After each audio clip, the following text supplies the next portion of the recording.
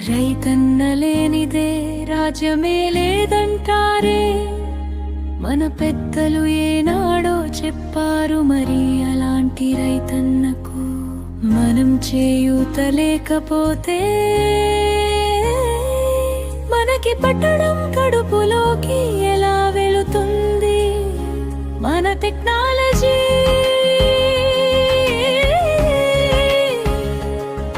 ఎంత ఎత్తు ఎదిగిన మనం రైతన్నను కాపాడుకుంటేనే మనకి భవిష్యత్తు అనేది ఉంటుంది.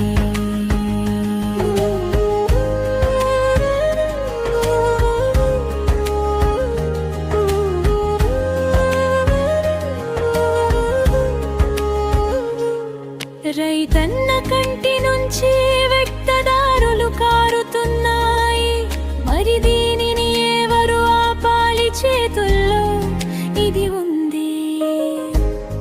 ఒక్కటి మాత్రం నిజం, రైతన్న లేనిదే రాజ్యము లేదు. మనకి ఆకలి వేస్తే వెండి బంగారము